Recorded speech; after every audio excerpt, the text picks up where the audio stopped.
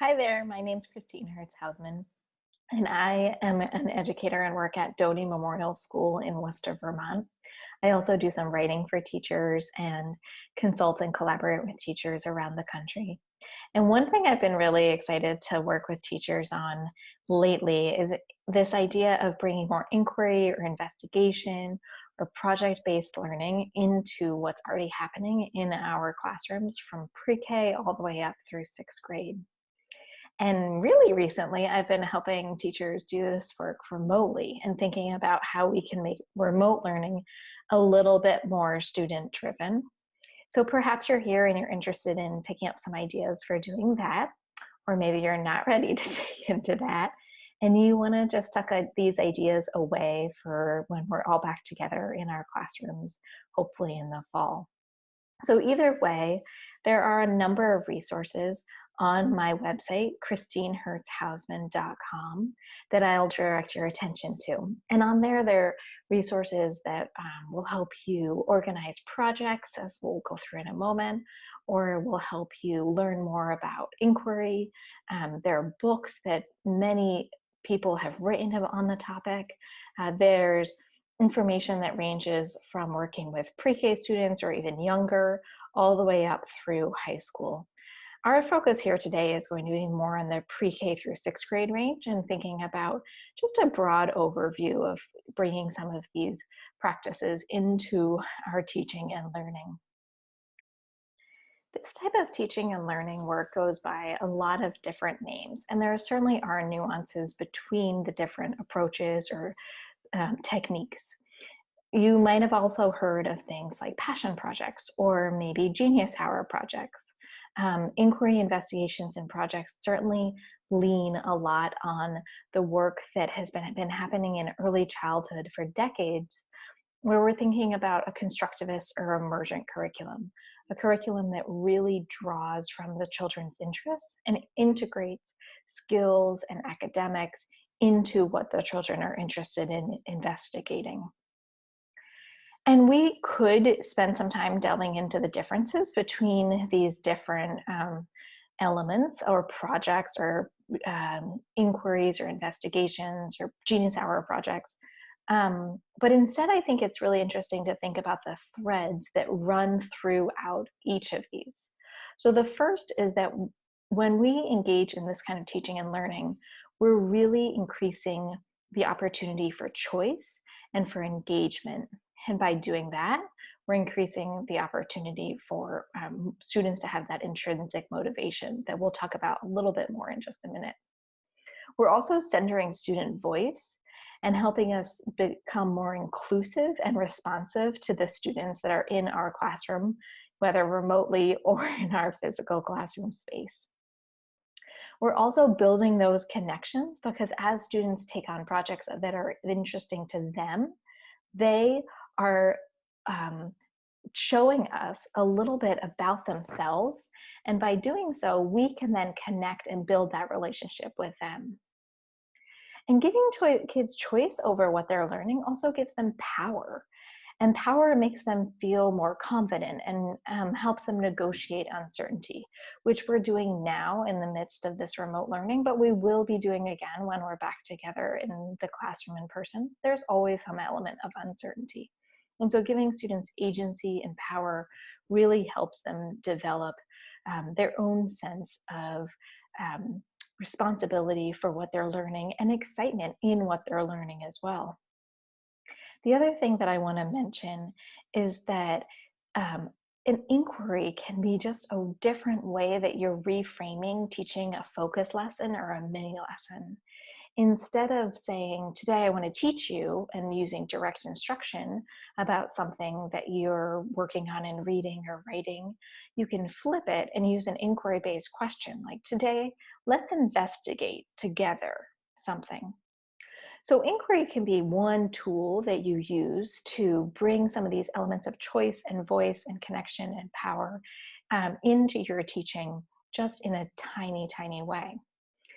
The next end of the spectrum is that projects can be like big, massive, multi-year experiences for students and also bring in choice, voice, connections, and power for your students. Both are really wonderful ways to help build that intrinsic motivation. Daniel Pink, who's the author of many really fantastic books and has a wonderful newsletter that you should sign up for if you're not already, has written extensively about motivation in the book Drive. And he talks about how typical approaches to motivation, like carrots or rewarding people or kids for something, or sticks, like punishing for bad behavior or for poor performance, aren't very motivating at the end of the day. They might motivate us temporarily, but if we're trying to really build that deep intrinsic motivation, then we need to look more at this idea of drive, which is composed of three parts. The first part is autonomy. So when somebody want to develop somebody's intrinsic motivation, you want to make sure that they have some kind of autonomy over a task. So take a moment to think about something you've been learning about recently. Maybe you're taking up gardening because you have more time and you want to grow veggies. Maybe you're taking up sourdough starters or baking bread because that seems to be the trend everywhere. Or maybe you're taking up, this idea of remote teaching because we all have to be doing it right now. And so if you think about the more motivated you are to do one of these tasks, it's likely there's some element of autonomy or choice there. Maybe you chose to take on the task. Maybe you have choice within the task. Maybe you have some element of autonomy about when it gets done. The next piece is purpose. And so really thinking about the why behind what we're doing. And this is going to come up again and again when we talk about inquiry or investigations or projects, that we're talking about the why, the so what. Like, are we just doing it for the sake of doing it, or are we doing something because it's meaningful to us, to our community, and to our world? And so we build that autonomy in our students, we build a sense of purpose, and then we build in this feeling that they're getting better at something, they're building mastery. And so I'm sure we have all been in situations where we're working on something and you just can't seem to get any better at it. It's hard to build intrinsic motivation when you feel like you're just like on a little hamster wheel going around and around and around. So as we're pulling in these elements of autonomy, purpose, and mastery, we can use them as kind of like a litmus test for our projects or inquiry work. Are we allowing our students to build that intrinsic motivation?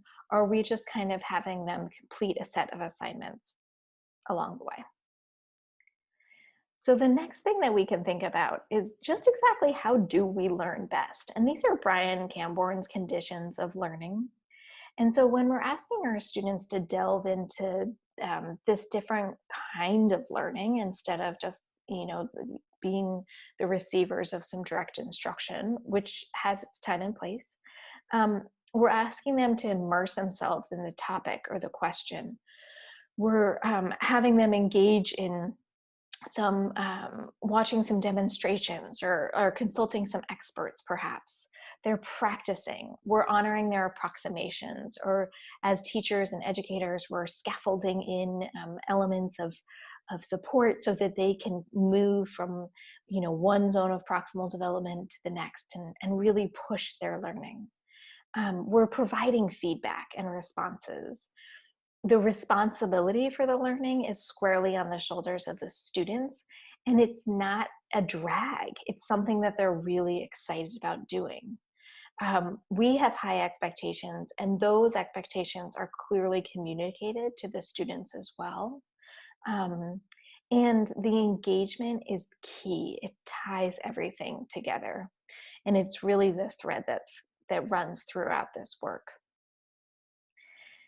So there is a cycle, and there are different words that you can put into this cycle, or there are different ways to think about the steps of the cycle. But for the most part, this cycle remains the same.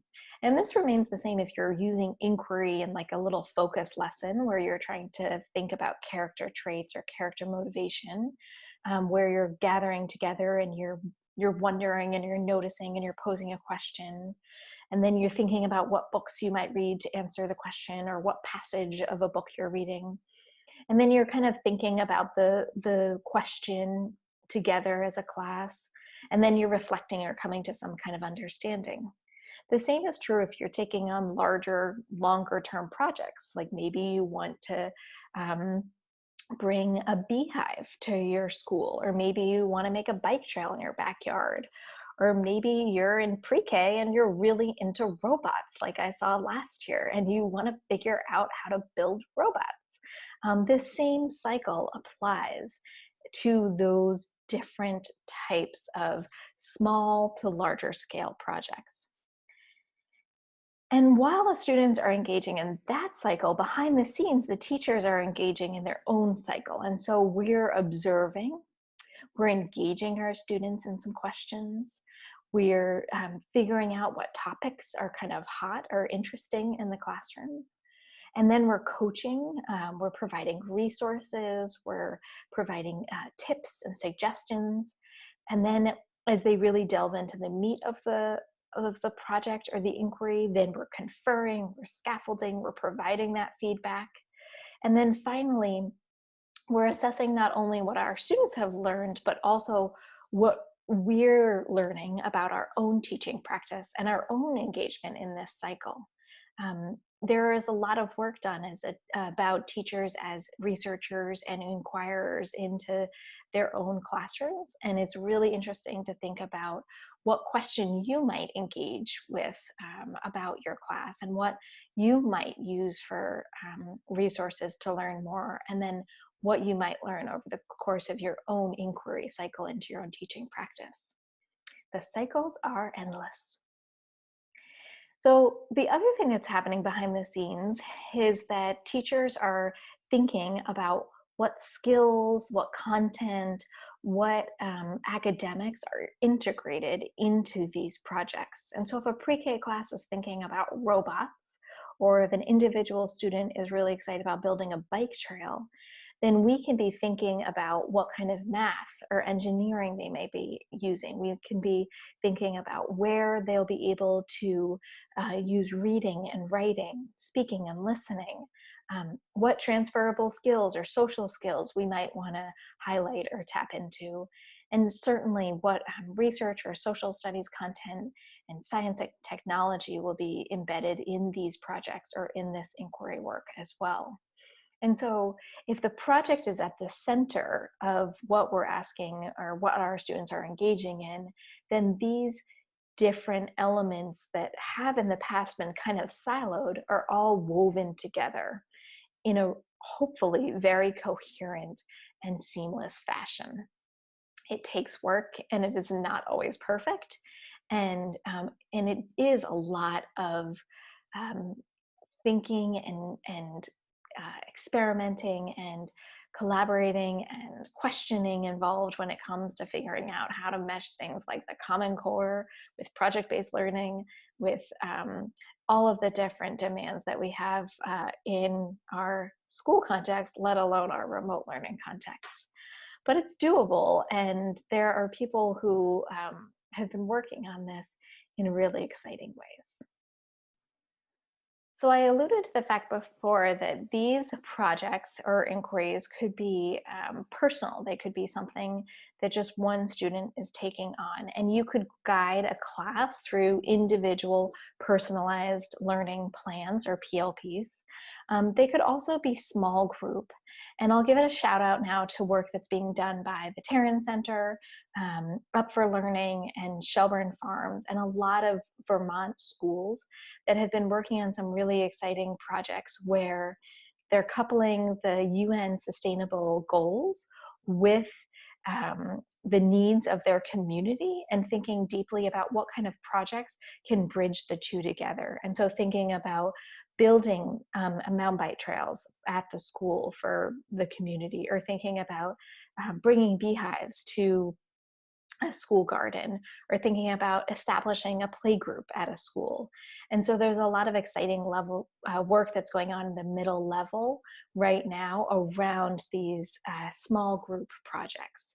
And you can check out, I'll link a couple resources in my blog there, and you can check more of that work out when you have a moment, and reach out to find out more as well. And then you can also think about doing a whole class project. And sometimes this is where the whole class is really interested, like I mentioned about robots in pre-K, or maybe the whole class wants to work together to create a map of the outdoor space at the school, and to teach other kids about where they can get outside and how they can get into the woods and where the outdoor classrooms are. Um, or maybe the whole class is really excited about learning more about a construction project that's happening around the block. And so there are different ways to engage in this work with different size groups. But the cycle is still very similar. And so you're starting with this idea of wondering and noticing, and you're developing kind of a guiding question. Sometimes the guiding question is just a topic, like I would like to learn more about birds, or in my personal life, I want to make really good homemade pizza. That's something that I'm interested in. It could also be coupled with something that the world needs, like those sustainable development goals that a lot of schools are working on. It could also be something that you're just wondering about, a what if or a how do question that you want to investigate. Again, these could be at the individual level or with small groups, or the whole class could be engaging in the same guiding question. You may consider taking that guiding question and kind of digging a little bit deeper to make sure that you have the what, the why, the how. And this work, this question framework, is done by Ronnie McFarlane, and it asks students or teachers or classes to go through and think about a question, who will do it, what the action is, and who it's for. So if I'm thinking about bringing a play group to a community, then I might make my question something like, how can we, or how can our community create a play group for area families? If I'm thinking about building a bike trail, maybe it's something like, how can I build a bike trail in my backyard for my health and well-being? Maybe it's something a little bit more simple, where it's like, how can I learn more about birds? And so I can create a birding guide for my neighbors. Uh, People seem to be pretty into birding these days right now. So once you have your guiding question, then the next step is to make a plan and to gather resources. And so that may look like, if you are doing a quick inquiry as a focus lesson, then the plan may be simple as like, quick. We're thinking about character motivation in our books. Everybody grab the book you're reading. We're going to do a quick little bit of research and try to delve into this question about character research. Or if you're doing a longer term project, or if your students are engaged in small groups or personal longer term projects, then you might spend more time in this planning step, where they're drawing maps or sketches or diagrams, where you're webbing ideas and thinking about how different ideas on the topic connect, where the project might go, what the community might need. Or you're being quite linear and playing it out on a calendar. Perhaps you just need to talk it out with someone, or perhaps your students just need to have a conference and think about like what the first steps will be, and then take the project from there. Or perhaps they're interested in envisioning the final product, the final project, the goal. And so they're thinking about, okay, if the goal is to absolutely make sure that we have a play group in our community by next spring, then what are the steps we need to take to meet that goal? Then, once there's kind of a little bit of a start to a plan that will very likely be revised and changed if it's a longer term project, then you start gathering resources. Your students can gather resources, you can support this work and scaffold this work as well. And we can think kind of broadly about resources. Resources might be physical materials, like the stuff that they need to do the project. But it also might be connecting them with people or finding great books that will help them, websites that have a ton of information, videos, places that maybe you'll go on a field trip when we can go on field trips again, and tools that they might need, or the technology that would really enhance this project. And so thinking about all of the different resources that are needed and would be useful for this project to get underway. Then we delve into the real heart of the work. And so, if your students are working in small groups to bring some different projects into the community, then they're writing letters, they're writing emails, they're doing research, they're reading books, they're watching videos, they're meeting with community partners. Or if your pre-K students are learning about robots, then they're tinkering with materials, and they're learning about electricity, and they're reading books, and they're watching videos on different kind of robots and how they help our world and our community. And they're playing with robots, and they're writing books about robots, and they're singing songs about robots. Um, and if students are engaged in an individual project, then they're doing those same kinds of work. They're thinking about, well, in my personal learning project, when I'm trying to learn about my pizza making skills, I'm watching videos on the New York Times cooking channel about how to stretch the dough without getting it too thin. I'm reading recipes online. I'm practicing, right? Going back to Brian Camborne's conditions, I'm practicing those skills.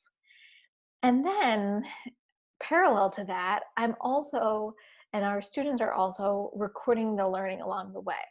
And in some cases, this is really the work of the teacher to be documenting, to be recording what's happening. And in some cases, it's the work of the learner, and often it's both. And so making sure we're taking photographs, we're perhaps engaging in weekly reflection questions, we're making sketches of what's happening, making sure that the learning is visible and that the learning is documented along the way. And this is not so much for the process of assessment or compliance, but more for the process of just reflection and understanding of where the project is, what learning has happened, and what the next steps are as well.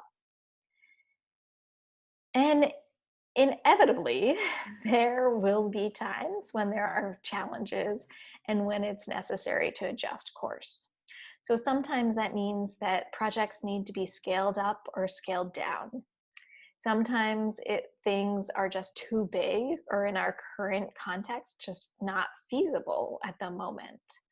Sometimes we just run out of steam with projects. I have a sourdough starter in my fridge right now that has not had attention in a long time.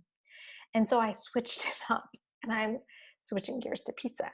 Still same type of project, similar type of learning, but I got to deal with that starter at some point. So maybe it's time to reach out and get help and have a conference. When we're stuck as adults in our own learning, or in our own investigation of something, then often we'll call somebody who knows more on the topic or who's been through it before to reach out and get more information. The same can be really useful for our students. If the pre-K class is feeling kind of stuck with their understanding of robots and electricity and getting things to work, then maybe they're going to have an expert come in and visit and help them out. Or if maybe I'm trying to figure out how to build that bike trail in my backyard and I'm really stuck about like just how to build a jump, then I'm going to reach out to somebody who's done it before. And the same goes for digging for resources. This is another place that, as the teachers kind of behind the scenes, we can be supporting our class or our students in finding those resources and materials that can be really helpful for actually completing the project or completing the inquiry. So when the project has wrapped up, then there's an opportunity to share and reflect. And if this is just a quick inquiry mini lesson, then the opportunity is that there is some kind of aha or some kind of learning that together the class, or if it's a small group or an individual, has come to. And so the reflection there is just like, this is our takeaway. This is what we're thinking about characters and motivation.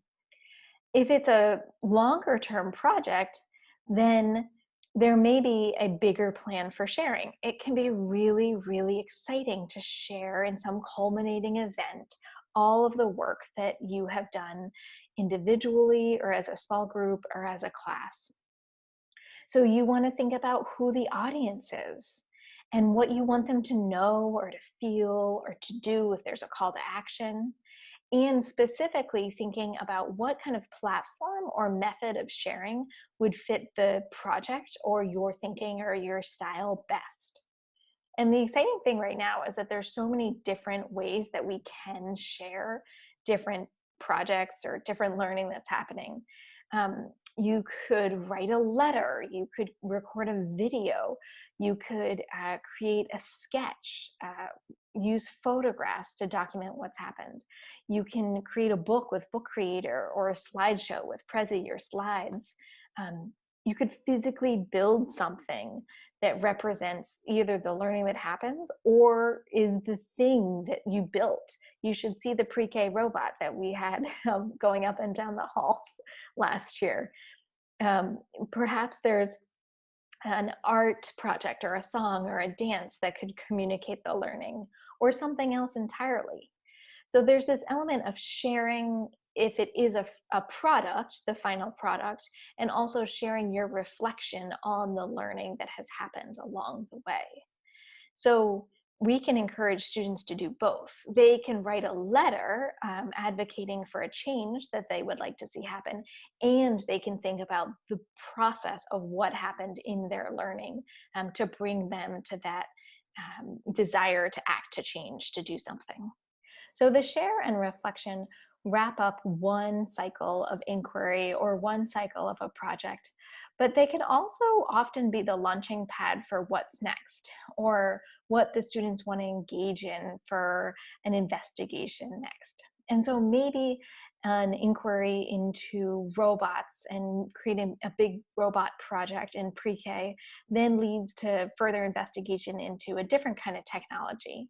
Or maybe the class that brought the play group to a community is interested in figuring out other ways to support young families. Or maybe the kid who is really excited about the mountain bike trail that they built in their backyard wants to share that and then wants to keep working on building mountain bike trails and reach out to other people in the area.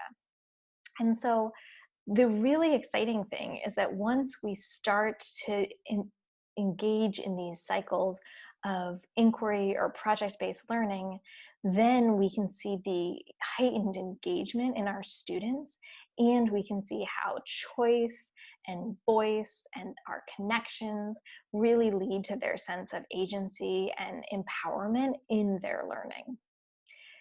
So that's all we're going to cover for today, just a little bit of an introduction. And I would love for you to reach out via my website, christinehertzhausman.com.